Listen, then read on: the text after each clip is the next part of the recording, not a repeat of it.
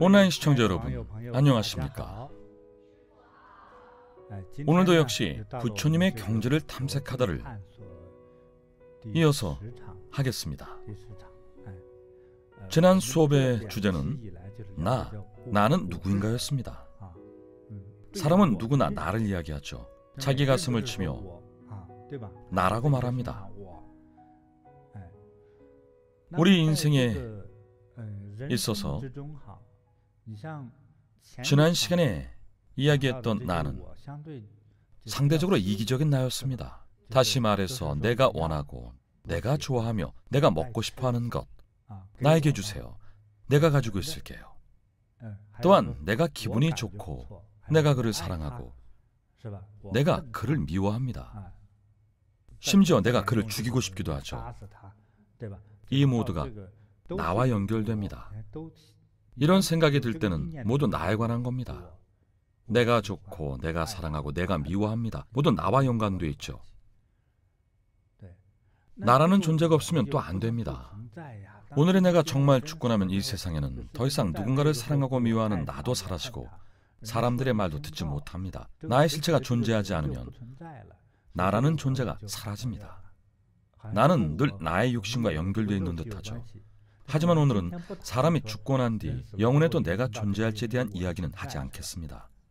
오늘은 단지 우리의 행동이 우리에게 가져오는 좋고 나쁜 결과와 우리가 느끼는 감정, 즉 좋고 나쁜 느낌들과 실제 모든 사람에게 전해지는 좋고 나쁜 느낌에 대해 이야기하겠습니다. 예컨대 2차 세계대전 당시 히틀러는 어땠습니까? 나쁜 결과를 가져왔죠. 수많은 사람을 죽였습니다. 여러분 모두 아주 잘 알고 계실 겁니다. 얼마나 잔혹했는지 말할 필요도 없죠. 히틀러는 수많은 사람을 해친 흉악한 악인이었으니까요. 중생에게 많은 이로움을 준다면 그 사람은 좋은 사람입니다. 서양으로 치자면 하느님이나 천사나 또는 불보살님들과 같은 존재는 대단히 선한 존재들이죠. 모두 아름다운 이름을 갖고 계십니다. 이런 선한 사람들을 만나면 누구나 공경심이 일어나죠. 반면 악인을 만나면 멀리하거나 몰매를 때리곤 합니다. 히틀러가 2차 세계대전에서 죽지 않고 오늘날 길거리를 활보한다면 솔직히 말해서 날아오는 달걀을 맞고 죽었을 겁니다. 결코 용서할 수 없죠. 그런 짓을 저지른 것도 모두 나에 대한 생각과 연관이 있습니다. 당시 히틀러는 나는 그가 밉다. 나는 그것을 파멸시키겠다. 나는 이 나라를 차지하겠다. 심지어 나는 유럽을 통일하겠다. 전부 나만 생각했습니다. 그런 끔찍한 일을 저지른 건 역시 나입니다. 계모가 전처 아들을 죽인 일화에서도 원인은 나였습니다. 나는 그가 밉다. 전처의 아들이 남편의 사랑을 나눠 가졌다고 생각했습니다. 이건 역시 나입니다. 죽 한 그릇의 일화에서도 양엄마가 이렇게 말하죠. 내 아이를 낳고 보니 입양한 딸이 눈에 거슬리기만 해. 남편이 입양한 딸만 칭찬하네. 무슨 딸 덕분이라느니 딸이 복을 불러왔다느니 복은 무슨 네 목숨은 내가 결정해. 널 죽일 거야. 결국 죽이려던 딸은 죽지 않고 친아들을 독살하고 말았죠.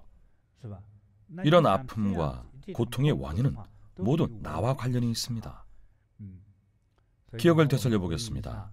지난 시간에 이야기했던 일화의 내용을 기억력이 좋은 각진법사가 말씀해 주세요. 제가 네 것이 곧 내 것이다라는 이야기를 했었습니다.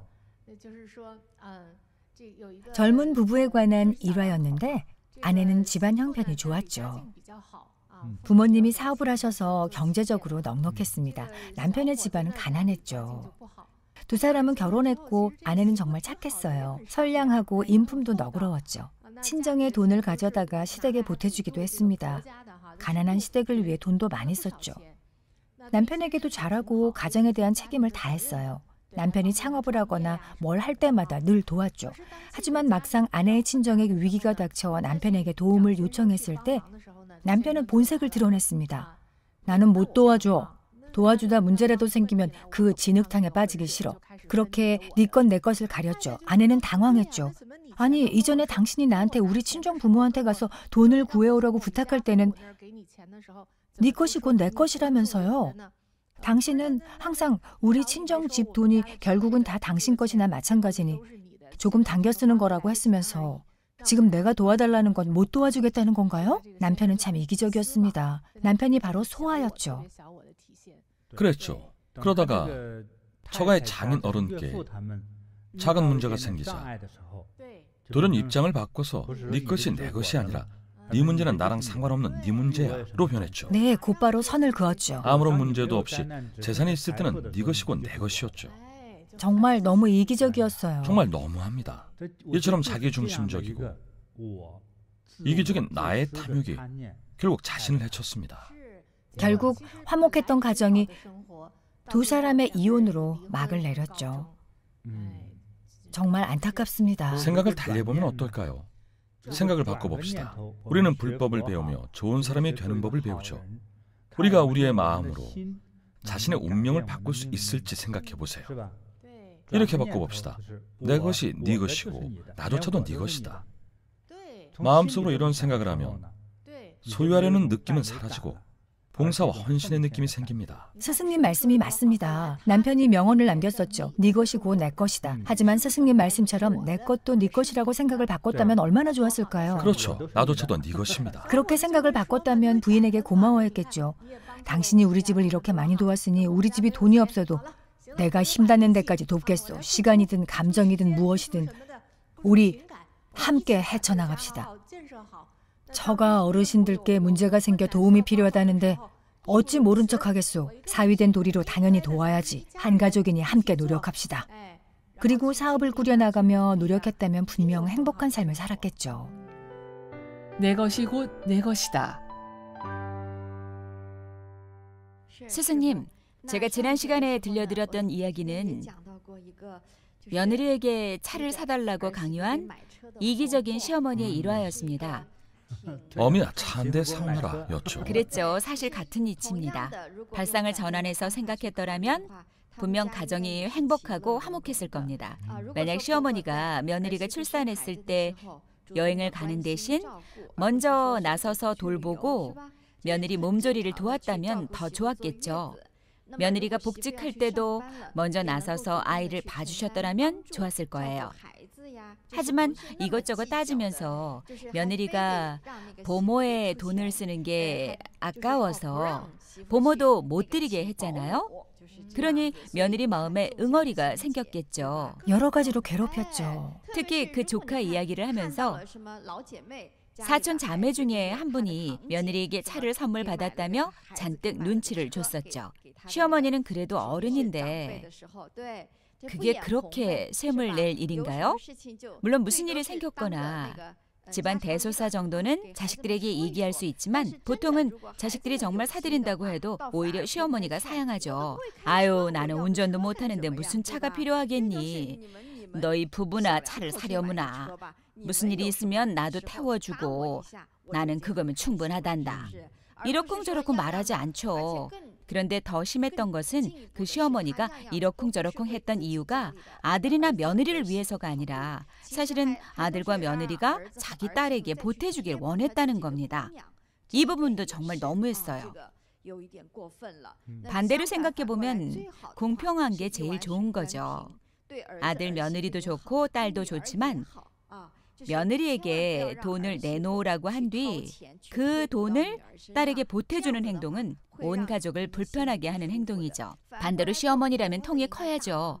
연말이나 명절이 되면 아들과 며느리에게 용돈도 주고 딸에게도 용돈을 턱하니 준다면 자식들이 얼마나 신나겠어요? 사실 며느리 샤오스는 효심이 지극한 사람입니다. 직장에 최선을 다한 것은 모두 집안 형편을 개선하기 위해서였죠. 분명 시어머니도 잘 모셨을 거예요.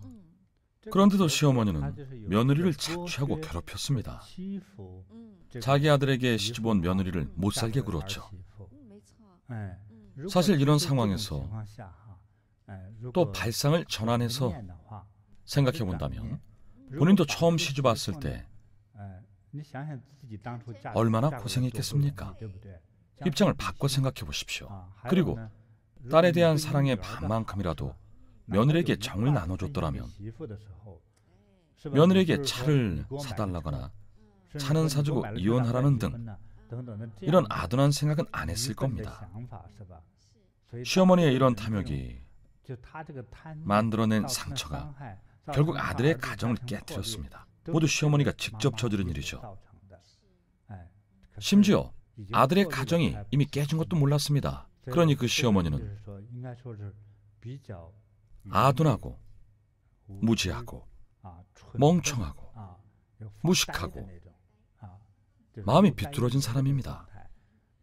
죄롭지 못한 것은 둘째치고 기본적인 지식조차 없죠.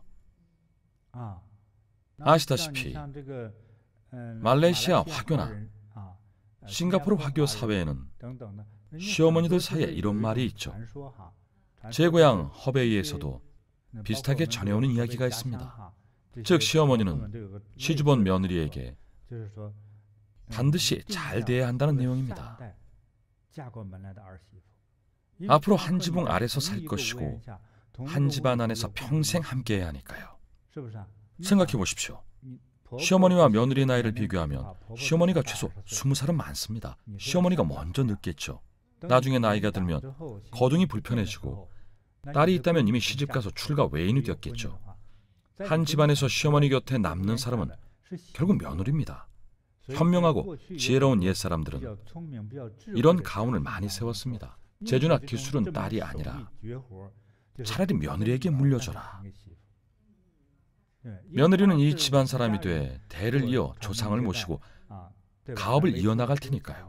하지만 딸은 출가 외인입니다. 그러니 자기 가문의 소중한 비법을 다른 집안 사람에게 전하지 말라는 뜻이죠. 며느리에게 잘 대해주라는 말인 겁니다. 그래서 예를 들어 젊은 부부 사이에 다툼이 생기면 시어머니는 보통 아들을 질책합니다. 며느리 편을 들어주죠. 이런 시부모가 현명한 시부모입니다.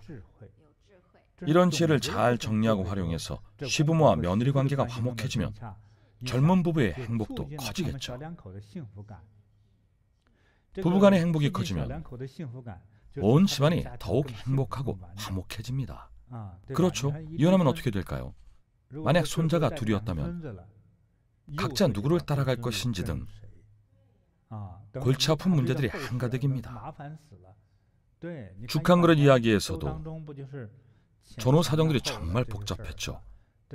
또 미국에서 계모가 아이를 죽인 그 사건도 마찬가지입니다. 따라서 최대한 생각을 전환해야 합니다. 생각을 전환해서 나쁜 일이 좋게 바뀌면 가정이 행복하고 원만하며 오래도록 대대손손 이어집니다. 사실 가족과 가문의 번창과 집안의 좋고 나쁜 분위기는 특히 시부모님에게 달려 있습니다. 보통 집안에서는 여자들이 말이 많죠. 나이가 많을수록 말이 더 많습니다. 시어머니라면 마땅히 나이가 들수록 스스로 덕망을 쌓고 배우고 성장해서 진정 지혜롭고 선량한 좋은 시어머니가 되어야 합니다. 좋은 시어머니가 되어야 집안 대소사를 결정하고 나아가 집안을 다스림으로써 상스럽고 날로 번창하는 원만한 가정을 이룰 수 있죠. 모두 이런 이치를 배워야 합니다. 이 역시 대화와 소화의 개념입니다. 방금 스승님께서 말씀하신 생각의 전환을 살펴보면 내 것이 네 것이다 또는 네 것이 내 것이다 같은 이런 한 가지 생각의 변화가 소화에서 대화로 바꿔주는 것 같습니다. 맞습니다. 일상에서 대화로 바꿔주네요. 처음에는 당신 집 돈이 곧 내 돈이지. 이런 탐욕스러운 생각이었죠. 맞아요. 아주 제멋대로였죠. 만약 반대로 생각해서 내 것이 곧 네 것이라고 한다면 나만의 소유라는 느낌이 없어집니다. 나조차도 네 것이고 모든 것을 건네죠. 밖에서 돈을 벌어오면 한 가족끼리 내 건, 네 건 뭘 나눕니까? 그저 열심히 일하면 그만이죠. 사유가 그랬다면 장인어른은 얼마나 기뻐하셨겠습니까? 심지어 회사도 물려주셨을 겁니다. 자랑스럽고 능력도 좋고 성실한 사유를 기대했으니까요. 집안에 자식이 딸 뿐이니 장인 장모는 분명 그렇게 생각했을 겁니다. 장인은 사위가 착실하고 적극적이고 성실하고 인내심도 강하다고 생각해서 자연스레 가업을 물려줬을 겁니다. 하지만 사위는 헛된 망상에 빠져 당신 집 돈이 다 내 것이지, 당신 외동딸이잖아, 평온할 때는 빼앗다시피 한 사람이 어려움이 닥치자 곧장 도망쳤습니다. 정말 이기적인 사람이죠. 결국 집안이 풍비박산났죠. 행복할 리가 없죠. 그렇습니다. 그러니 이혼을 했죠. 자초한 일입니다. 당연한 결과입니다. 어떤 장인이라도 탐탁치 않았을 겁니다. 누가 그토록 힘들게 일군 가업을 이런 배은망덕한 사람에게 기꺼이 물려주겠습니까? 사실 생각을 전환했더라면 원래는 아주 잘 살았을 거예요. 가정도 깨지지 않고 사위도 장인의 사업을 물려받았겠죠. 사업적으로나 가정적으로나 모든 생활이 행복할 수 있었겠죠. 생각의 전환이란 참 신기하네요, 스승님. 생각의 전환이란 사실 한 생각의 차이입니다. 소위 말하는 소화. 즉 작은 나는 이기적이죠. 전부 내가 원하고 또 원할 뿐입니다. 하지만 대야, 큰 나는 아직 그리 크게 보이지 않더라도 생각을 바꾸면 달라집니다. 스스로 헌신하고 기꺼이 고생하며 기꺼이 일하고 기꺼이 책임집니다. 이것은 자신의 통제욕이나 소유욕이 아닙니다. 이러한 헌신의 정신은 욕망과는 다릅니다. 생각해 보십시오. 예를 들면 오늘 생방송을 시작하기 전에 제가 이름을 하나 지었습니다. 일념천당. 한 가지 생각 속의 찰나의 변화가 바로 일념천당입니다. 그 직전의 행위는 무엇일까요? 역시 하나의 생각, 일념지옥이겠죠. 일념천당, 한 생각으로 천당에 이르고 일념지옥, 한 생각으로 지옥에 이른다. 일본에 아주 고명한 백은이라는 대선사님이 계셨는데 어느 날 백은 선사는 유명한 일본 무사를 만났습니다. 과거 일본의 무사도 시대에는 무사의 사회적 지위가 아주 높았습니다. 게다가 지금으로 치면 경찰서장급의 권력을 쥐고 있는 고위 간부급 무사가 백은 선사를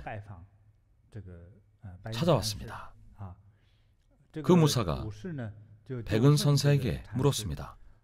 선사님의 존함은 익히 들었습니다.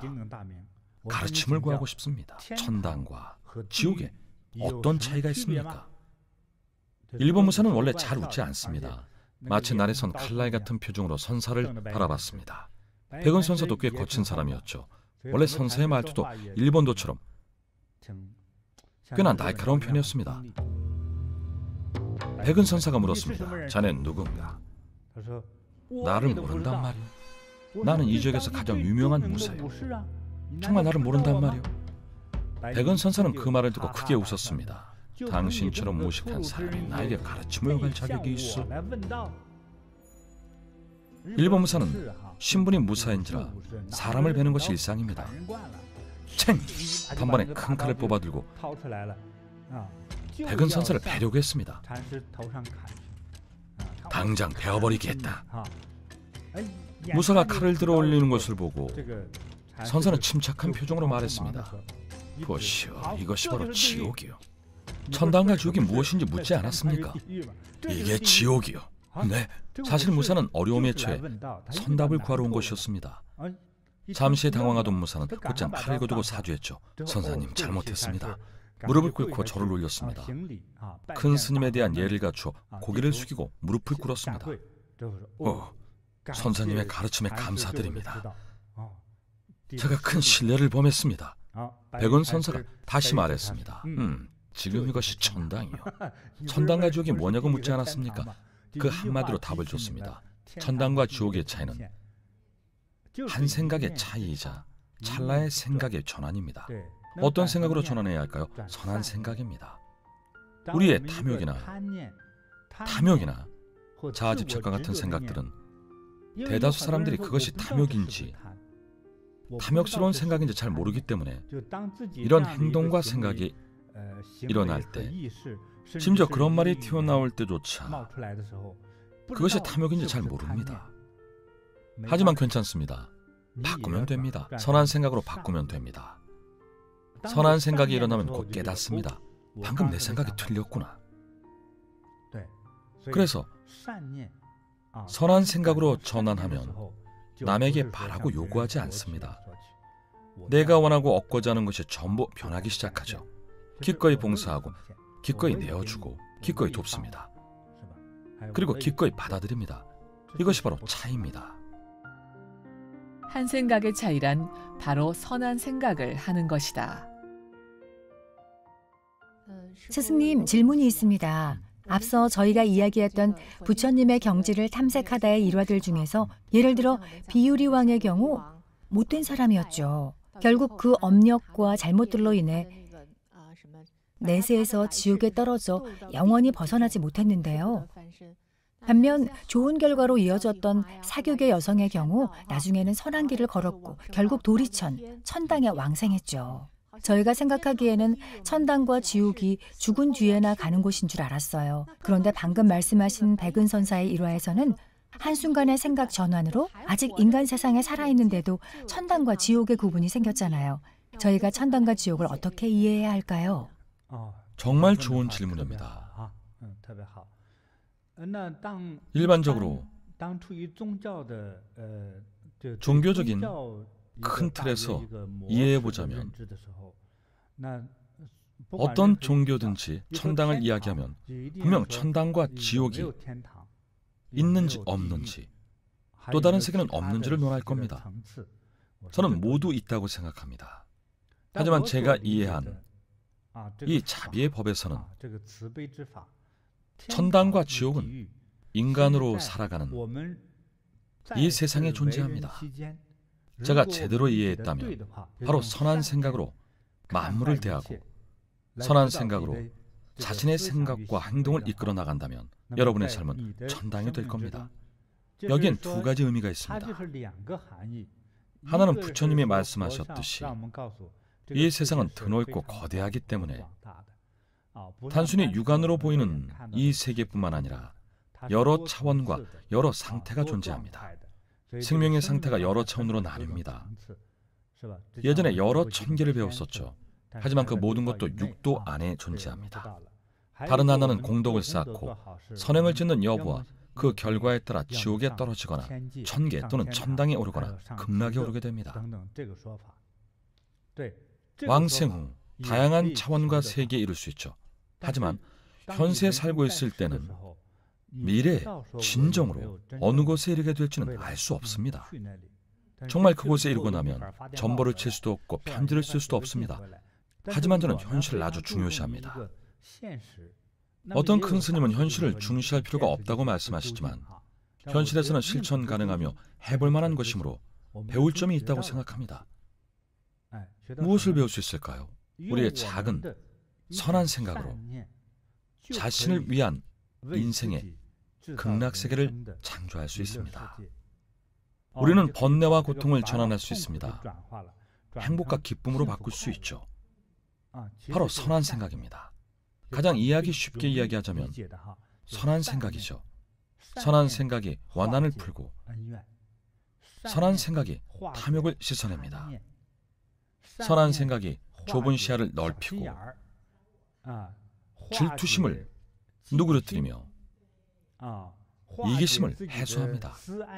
좁고 편협한 이기심을 해소하고 자신의 날카로움을 무디게 하죠. 말투가 날카로운 칼 같은 사람도 있습니다. 선한 생각으로 이 모든 것을 바꿀 수 있습니다. 백은선사와 무사의 대화와 같이 한 생각의 차이가 천당과 지옥을 나눕니다. 이것이 제가 이해하는 그리고 불교에서 말하는 천당과 지옥에 관한 두 가지 견해입니다. 이 두 가지 모두 얻을 수 있습니다. 하지만 가장 쉽게 증명할 수 있는 것은 선한 생각으로 스스로의 문제를 해결하는 겁니다.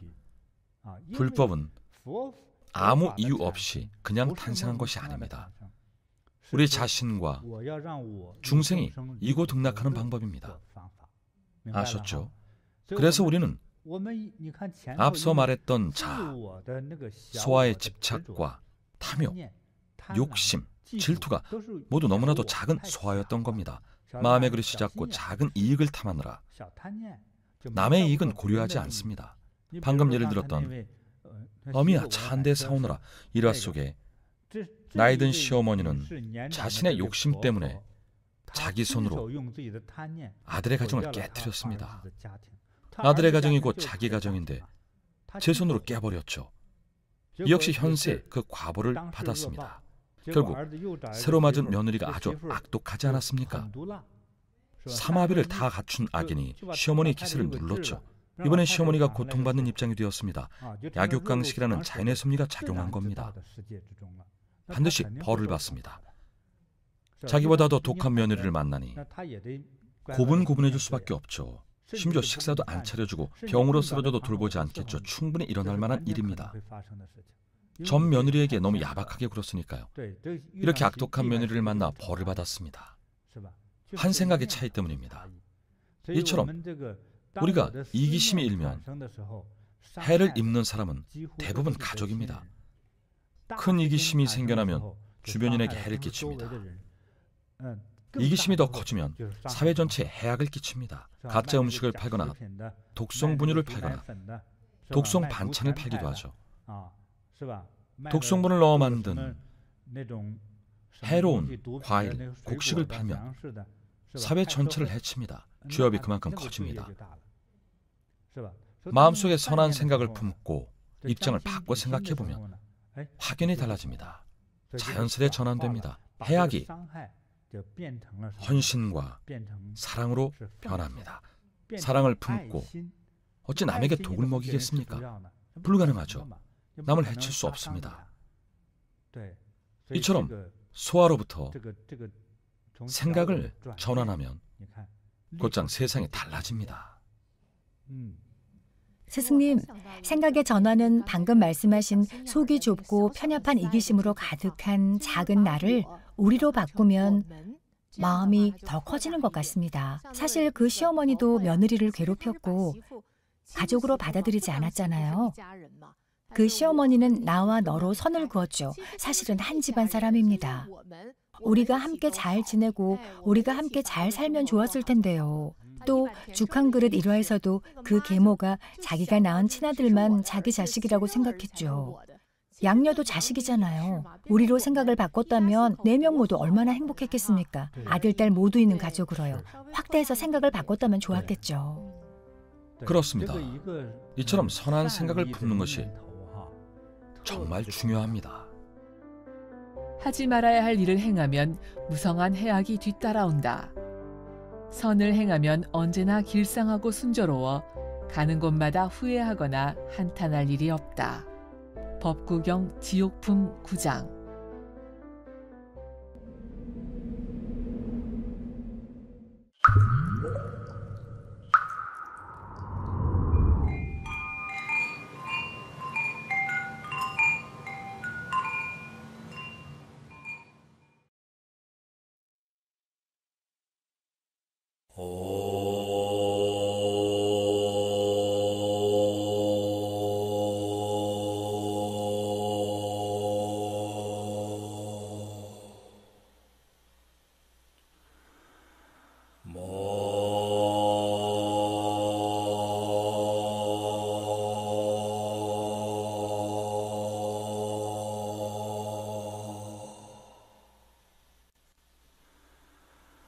네.